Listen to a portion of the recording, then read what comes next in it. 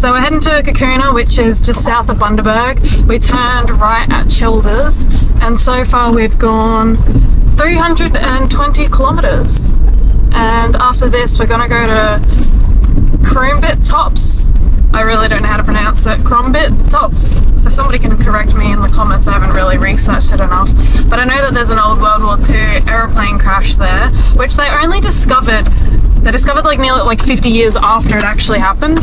So I think it was discovered in the 90s at some stage, which is pretty cool, like to have not known that a plane went down there. So gonna go on a little hike there, and then after that we're gonna go to Carnarvon Gorge, which I haven't been to Carnarvon since I was like 12 years old.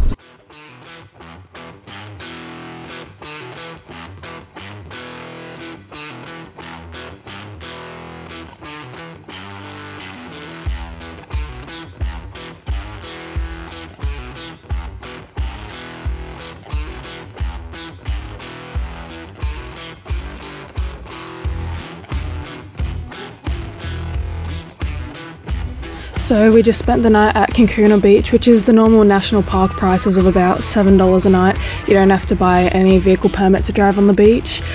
Here I decided to show off my awesome juggling skills, even though I'm clearly not that good at juggling, but I get a little bit bored sometimes, and you know, I was waiting for dinner to cook. But we just had sausages and onions for dinner, nothing too fancy. It was good to sit under the fire, sit next to the fire under a really nice starry night. And then there was a really nice sunrise in the morning. We ended up packing up pretty nice and early to hit the road because it was a big drive, and we stopped off at a lot of other little beach access points and went to Bundaberg for a little bit on our way to Kroombit tops. There was like an inland track from here in Kinkuna to Bundaberg, which the sand was quite solid. It wasn't too bad, but it was kind of a little bit rutted out, so it was very boaty driving on it. And also I still had like 35 psi in my tyres because my compressor's dead at the moment, so I couldn't be bothered to let the air down because I'd have to go to a servo to pump it back up. But it wasn't too bad. I was still able to drive all on the beach with 35 psi. And this was the other beach that we stopped off at. I forgot the name of it, but I'll add that in down below. Anyone looking for a sign to get a drop down table, this is your sign to get it. You know, this one here that I made a few months ago has come in so handy on my last few camping trips. You know, it's so good just being able to set it up, and you can pack it down in 2 seconds.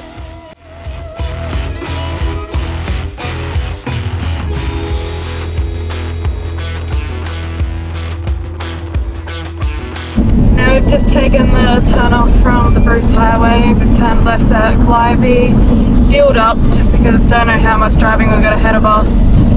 Obviously you use a little bit more when you're out four-wheel driving, and then don't know how many servos there are between where we're heading tonight and Carnarvon Gorge. So topped up again, and currently we've done 588 kilometers, and I just seen a sign saying it's 71 kilometers till Kroombit tops. I think hopefully we should get there by about 4 o'clock, so there'll still be plenty of light for us to set up camp.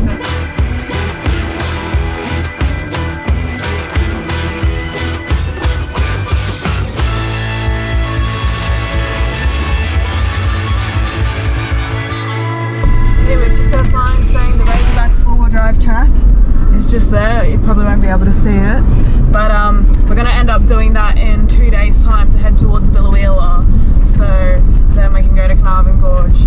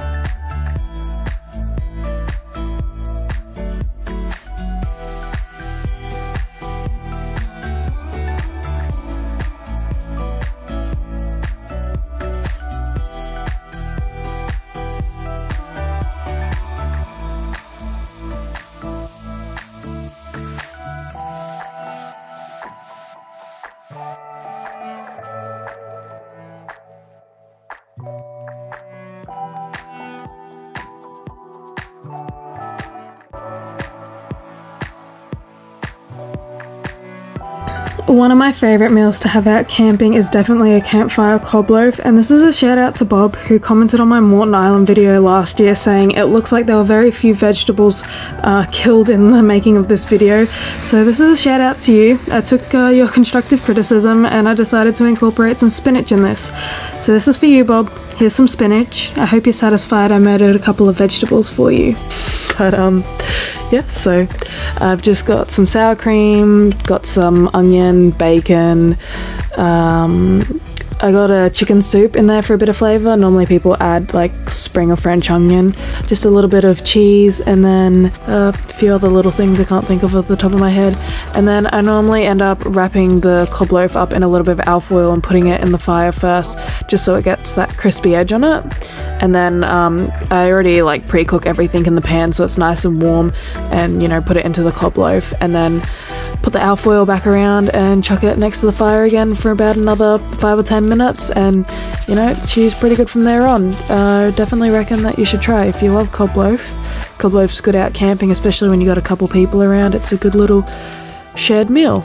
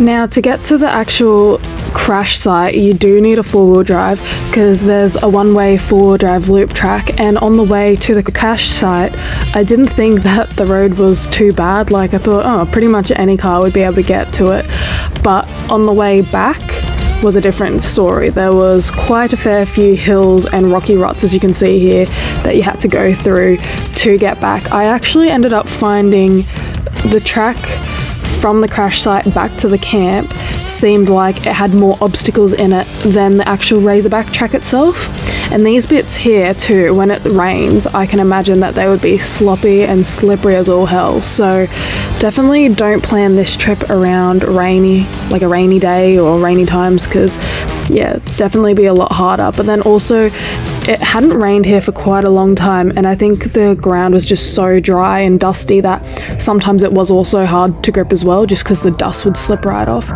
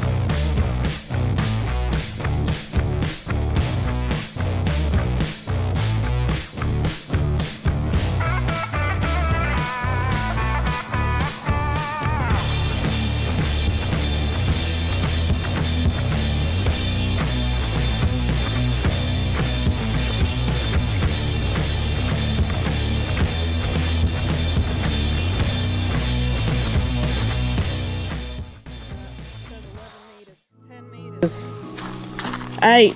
I reckon it's going to be in the hollow of this. I got it. You got it? Ah, yeah, always when there's suspiciously placed bits of wood. Ta-da! Oh, I think there's a trackable supposed to be in it, I seen. Anything interesting? Oh, we got our log. Oh, is that a lolly? Oh, wait, no, is that a... Should I trust that lollipop? I'm gonna take a lollipop. Oh no, that's a bit soggy. Oh, maybe I can trade something for the little car. Oh, that's from Cars. I want to trade that for that.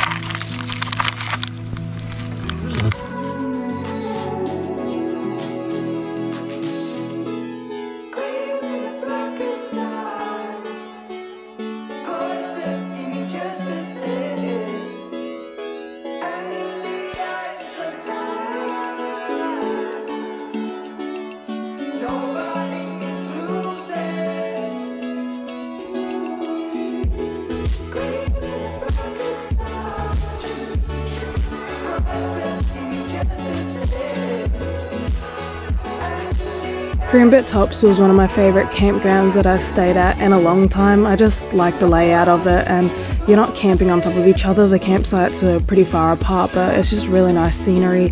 And then there's heaps of brumbies around, and you know, there was a couple of foals too, which was pretty cool to see. So after a day of hiking and exploring, you come back to your camp and there's a solid chance that you're going to run into some wild horses, which is cool. Then just had some schnitty burgers for dinner, and then woke up with this possum on the top of my car. Could hear something making a bit of noise running around on the awning. I don't know if you can see the claws on this possum, but I was a little bit too scared to, you know, boop it away with my hand, so I was poking it with the light trying to get it away. But he seemed pretty friendly and pretty used to humans because he was very comfortable up there and didn't want to move, but he eventually left. So today we're going to be trying to do the Razorback track, which I don't know how confident I'm feeling about, because as I said in my last video, my suspension's a little bit iffy at the moment. Like, I've been needing to buy a new suspension for a couple months now, and also my back left tyres are very close to bursting, so I don't want to hit any hard rocks or any really hard bumps.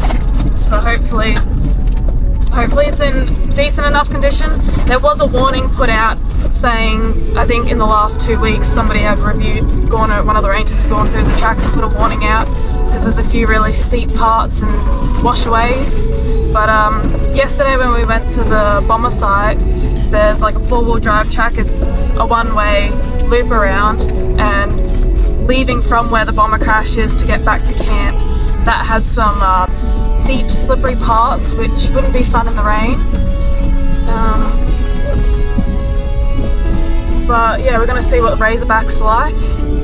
Fingers crossed, it's not too bad. It's 20 odd kilometers or so. It says it'll take 2 hours to do, but knowing me and my luck, things never go to plan, so might end up spending a little bit trying to get up 1 or 2 sections. I have also bought a front locker for my car. I just haven't installed it yet, and there was a couple bits yesterday where I got a wheel lift in the front there, and I sort of lost all power to the front. So if I had that front locker in, I would have made it up a few other things a lot easier, like not so much of a strain on the car.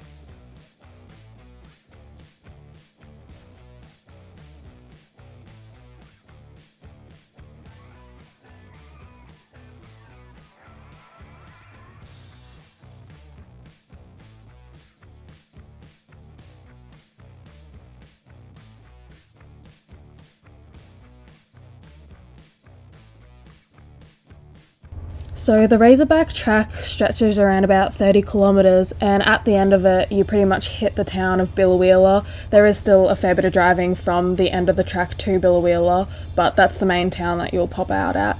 I do recommend going from Kroombit to Biloela, because that seemed a little bit easier. I think if I was going from Biloela up to Kroombit Tops, there would have been a few more obstacles and it would have been a little bit harder.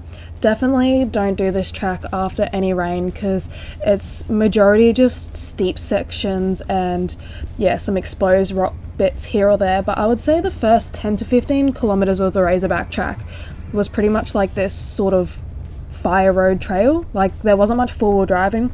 I think I did the first 10 or 15 k's before actually putting it in four-wheel drive, because you know, it was fairly easy to do. But then I would say probably the last 5 kilometers that we did of the Razorback was the harder sort of part of the track, and especially the last bit, it was quite steep going downhill. So if you're coming up from Biloela, that would be quite steep coming up, and coming up there is a lot of like exposed rock, and I probably wouldn't do the track that way if I didn't have a locker in my car and a bit of height. Also, once you hit the very bottom of the Razorback track, you go into like a lot of cattle properties. So I think there was 3 sets of fences that we have to go through. Just make sure that you shut the gates behind you, because obviously it's somebody's private property. But yeah, the Razorback was honestly a lot of fun. Not quite as hard as what I thought it would be. And like I said, I was quite worried because my suspension's a little bit dodgy at the moment and my tyres have a few little cracks on them. I think I did end up dropping my tyre pressures to 30, which isn't a big drop, but I just thought I would let a little bit of air out to try to get a grip. But yeah, if I had have run into any problems, I could have dropped my tyre pressures to, you know, 20 or so, but there wasn't any need. I was able to do it with 30 psi, and yeah, it's just a lot of inclines and a lot of declines, but there's also some pretty mad views that you get. So, you know, while you're driving, pull over. I think it took us around about 3 hours to complete, but that's because we spent a lot of time going out and looking at the views. But if it had have been just driving, I reckon it would have only taken 2 hours to complete.